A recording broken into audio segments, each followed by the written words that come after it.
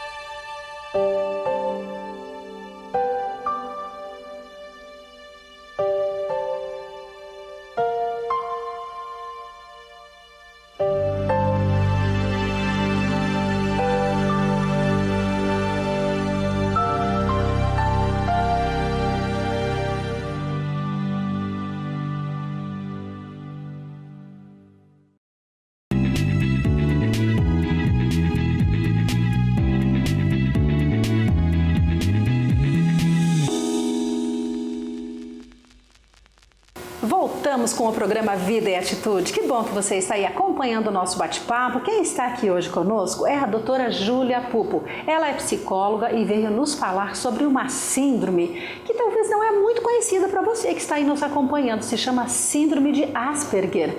Mas, doutora Júlia, nós estávamos falando agora há pouco aqui no primeiro bloco a questão da distinção dos nomes, né? No caso, lá nos Estados Unidos já não tem mais esse nome. Nós já entendemos perfeitamente com o seu esclarecimento aqui no primeiro bloco. Porém, para que as pessoas não confundam, né, quem está nos acompanhando, qual que é a diferença então entre síndrome de Asperger e, no caso, o autismo, né, para que a gente possa não ficar com dúvidas aí a esse respeito? Então, na verdade, a gente só não usa esse nome, né, síndrome de Asperger, nos Estados Unidos, como você falou. Aqui nós continuamos utilizando. Mas a síndrome de Asperger faz parte do espectro do autismo, então pode-se dizer que é um autismo leve. A diferença, Clarice, é que a síndrome de Asperger, ou autismo leve, ela está na intensidade, na gravidade, na profundidade dos sintomas. Porque a pessoa, a criança ou o adulto que tem a síndrome de Asperger, ele tem sintomas do autismo, mas são muito leves. Então, essa é uma das grandes diferenças. No autismo há um comprometimento muito maior. Entendi. E a partir de que idade que os pais conseguem descobrir, ou enfim, perceber que essa criança está com essa síndrome? Esse é um ponto interessante.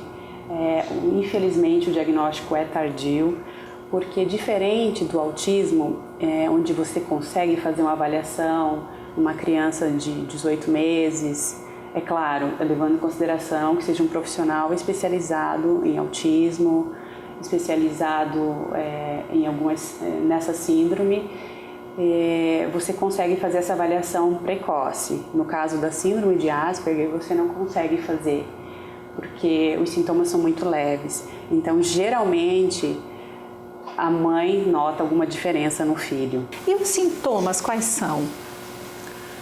Então, Clarice, os sintomas da síndrome de Asperger, a mãe vai poder observar melhor, o pai também, são aquelas crianças que têm uma fala intelectualizada, que muitos brincam até que é um mini adulto, né? E ele tem um assunto restrito, tem um hiperfoco, aquilo que chama atenção, ele mantém o hiperfoco, só quer falar daquilo, ele não sabe quando parar de falar.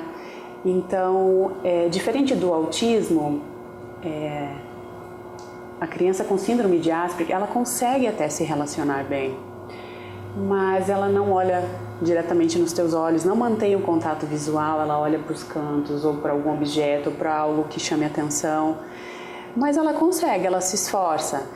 Porém, ela tem essa dificuldade de interagir com os outros, muitas vezes por causa desses assuntos restritos, desse comportamento repetitivo que ela tem. Então, por isso que o diagnóstico é tardio, porque geralmente a criança já estará na idade escolar, na fase escolar. E pode ser que às vezes até a própria escola perceba isso e venha até os pais para comentar, né? Ou a mãe, ou o pai, ou algum parente próximo, né? Pode perceber isso. Então, a diferença da síndrome de Asperger para o autismo está no diagnóstico tardio. O autismo você consegue ainda, quando a criança é mais nova, perceber alguns comprometimentos, atraso de fala, coordenação motora, né? Então tem uns atrasos significantes.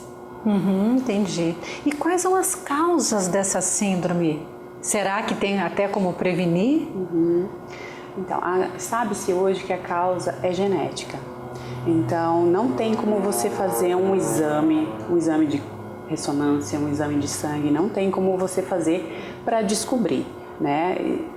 Várias pesquisas estão sendo feitas, realizadas, eu acho que muito em breve nós teremos novidade por aí, mas o diagnóstico é comportamental, né? De observação, você precisa recorrer a um profissional especializado para poder fazer o diagnóstico. Pode ser um neuropediatra, um psiquiatra infantil ou um psicólogo especialista nesse assunto.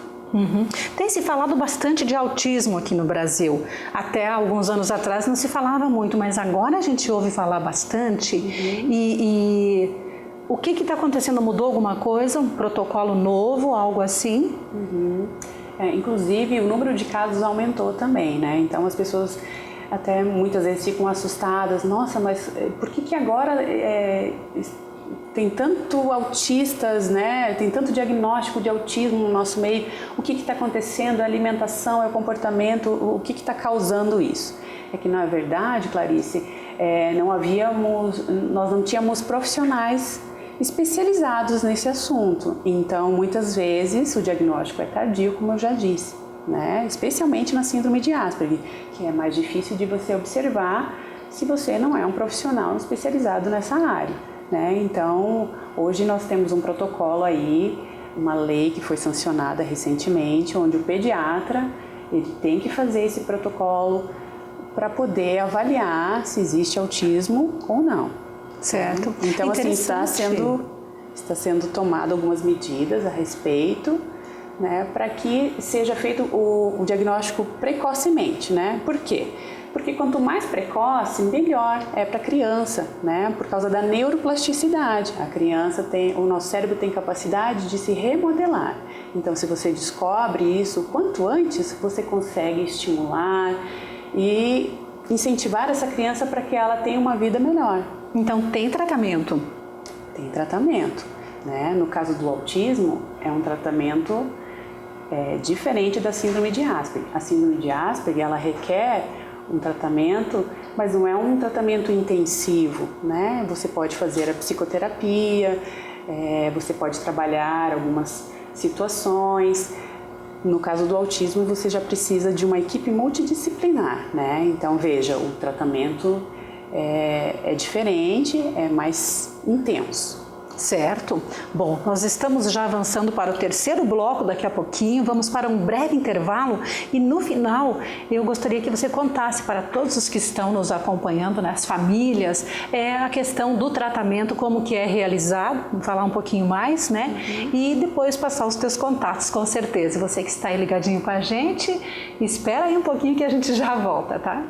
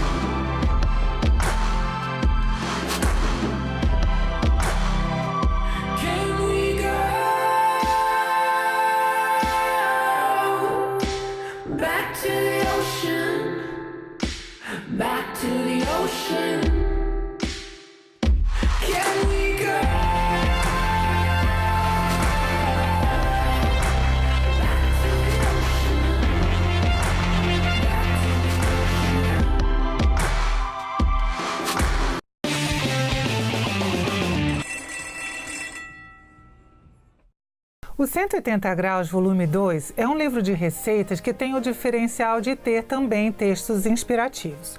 Ele tem essa apresentação 20x20, que torna o trabalho na cozinha, a leitura das receitas na cozinha mais fácil. As fotos são em altíssima qualidade, tiradas pelo marido da autora, com aplicação de verniz localizado, papel couché, gramatura 157. O diferencial do volume 2 para o volume 1 é que esse aqui tem receitas um pouquinho mais elaboradas. No final tem uma tabela de pesos e medidas, tem também receitas de pupurris para perfumar o ambiente, para tornar o momento da refeição com a família, com os amigos mais gostoso. Esse é um livro de receitas que tem essa apresentação linda, então é gostoso para ter em casa e também para presentear.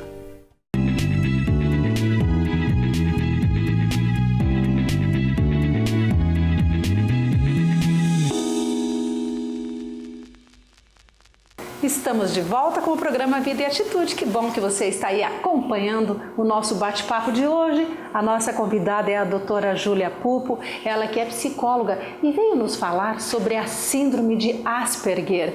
Doutora, nós estamos conhecendo um pouco aqui com você sobre essa síndrome, já conversamos nos 2 primeiros blocos e agora eu queria te perguntar o seguinte, você falou em equipe multidisciplinar para que o tratamento possa ser feito, ok? Quem são esses profissionais que vão atuar então já no tratamento dessa síndrome?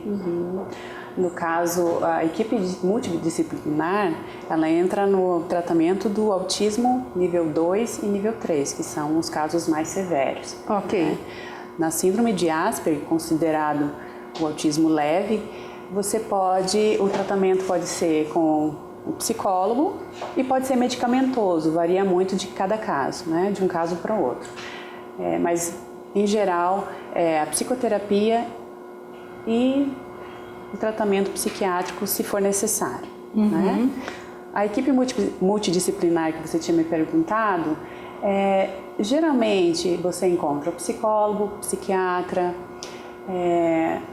o fono, fisioterapeuta, né? A escola também tem um papel fundamental, muitas crianças precisam de tutores, né? Aí a gente pode também falar sobre os direitos, uma outra oportunidade da criança com autismo, né? Dos direitos que ela tem, né? E até para que alguns pais possam buscar isso também, né? Mas assim, depende muito de cada caso, cada criança tem uma necessidade. A gente vê que no autismo, e que difere da síndrome de Asperger, é que no autismo tem um retardo mental, né? Então assim, para ser considerado Asperger, você não pode ter o retardo mental. Então essa é uma diferença importante que a gente vê no autismo leve para o autismo severo. Entendi. Né? E por isso os pais também precisam prestar bastante atenção, né, nos seus filhos, acreditar, né, nas coisas que os seus filhos fazem e falam, porque como você falou aqui no começo, às vezes os pais não percebem. Então é importante essa percepção dos pais também para ver se tem alguma coisa diferente ali, se o seu filho está tendo um comportamento diferente. É importante, não é, doutora? É complicado você conseguir prestar atenção em algumas coisas, porque muitas delas passam batidas, né? A síndrome de Asperger, você pode, se você não convive com a pessoa que tem, muitas vezes você vai achar que ela é uma pessoa somente diferente, ou por ser muito inteligente, ou por ter uma personalidade um pouco diferente mesmo.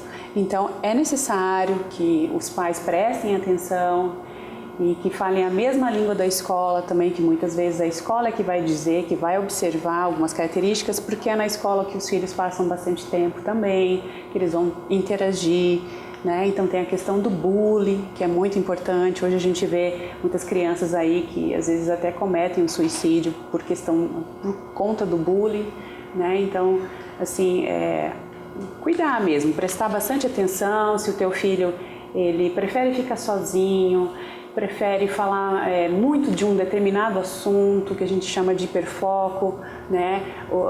As pessoas com síndrome de Asperger, elas também têm hiperlexia, que é a leitura antes da idade. Tem crianças, às vezes, com 4 anos lendo, que já estão lendo. Então, assim, e eles têm muito interesse por determinados assuntos, e aí isso faz com que eles chamem a atenção mesmo, por falar muito de um assunto e com uma fala intelectualizada. Para a idade deles, isso chama muita atenção, né? Então são pontos sutis, mas que você pode observar e pode prestar atenção. Ok, muito boa a sua explicação. E eu estava aqui pensando também na importância de tudo isso, de a gente, né, dar atenção para as nossas crianças, as famílias cuidarem cada vez mais das suas crianças e fazer os tratamentos que precisam ser feitos e também contar com a ajuda de Deus, não é? Porque em tudo que a gente faz, quando a gente tem fé e conta com a ajuda dele, as coisas ficam muito melhores, não é? E pensando nisso, doutora Júlia, eu quero te convidar para acompanhar com a gente agora. Eu vou fazer a leitura de uma meditação aqui para a gente e para os nossos amigos, todos os nossos amigos, as famílias que estão nos acompanhando hoje através do programa Vida em Atitude. E o nome dessa meditação que eu separei para a gente ler hoje se chama Nunca Decepcione. Então diz assim: quando eu era criança, um dos meus passaportes favoritos era brincar na gangorra do parque vizinho. Uma criança se sentava em cada extremidade da tábua e movimentava-se para cima e para baixo. Às vezes, a criança que estava embaixo permanecia parada, deixando o seu coleguinha no ar, gritando para descer. Mas o truque mais cruel de todos era sair da gangorra, correndo. Quando seu amigo estivesse lá em cima, ele cairia no chão com um impacto doloroso. Algumas vezes podemos sentir que Jesus faz isso conosco. Confiamos que Ele está conosco nos altos e baixos da vida. No entanto, quando a vida passa por uma reviravolta e nos deixa com galos e contusões, pode parecer que Ele se afastou, deixando nossas vidas desmoronadas dolorosamente. Mas o livro de Lamentações 3 nos lembra de que as misericórdias do Senhor são a causa de não sermos consumidos, porque as suas misericórdias não têm fim.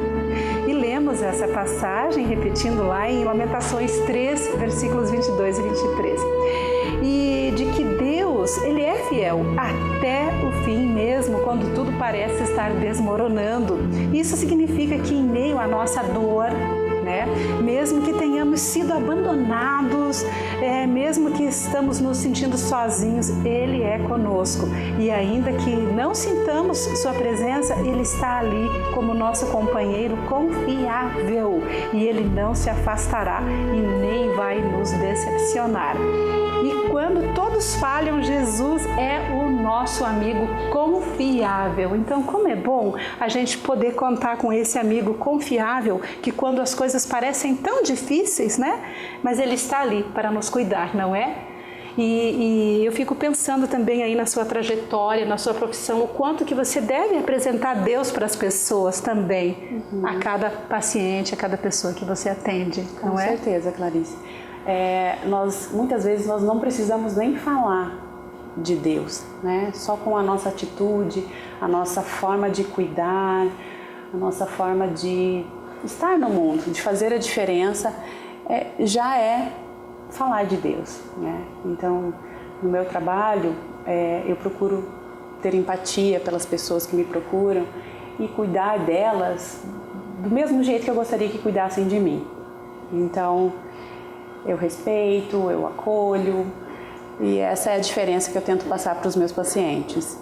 Que coisa linda, com certeza faz toda a diferença, Porque eu penso assim, todo o amor, todo o carinho também que se dá a uma pessoa que tenha qualquer tipo de síndrome, de problema, ou que não tenha, Para quem está tendo uma vida normal já faz bem, então imagine para aquele que tem ali algum probleminha, alguma síndrome, que precisa de uma atenção maior, o amor e a oração faz toda a diferença. E você que nos acompanha, não esqueça também que a gente tem o nosso WhatsApp, você pode mandar as suas perguntas no 4199-263-9241, tá? Pra gente poder, conversar mais sobre esse assunto, tirar suas dúvidas e receber aquele recadinho carinhoso que você tem enviado pra gente. Mas agora eu quero te presentear, doutora Júlia Pupo, com esse presente lindo, lindo, lindo que está aqui, ó. Esse presente é o seguinte, é um diário de oração. E esse diário de oração, ele é muito interessante porque, olha só, quero mostrar também para os nossos amigos que estão lá em casa o presente que eu estou te dando. Porque ele, além de ser um diário de oração, que você pode escrever as suas orações, olha só que interessante. Você lê o seu devocional, tá? E aí você pode escrever os pedidos de oração. Eu tenho o meu e eu amo. E aí você depois pode escrever as respostas de oração. Então eu tenho certeza que você vai gostar muito em colocar aqui os seus pedidos, ler os devocionais. É lindo, lindo, lindo. Olha, gente, olha o que é essa capa aqui.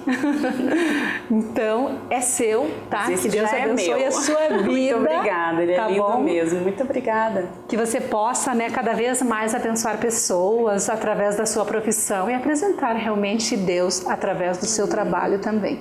Parabéns por tudo que você tem feito. Obrigada. Obrigada, eu que agradeço o convite. E se alguém precisar, pode entrar em contato comigo. Eu recebo mensagens, pode ligar ou pode mandar mensagem que eu estou à disposição. Qual que é o seu telefone, o seu contato? Meu telefone é o 997718292. Se precisar, pode mandar mensagem pelo e-mail juliapupo@gmail.com.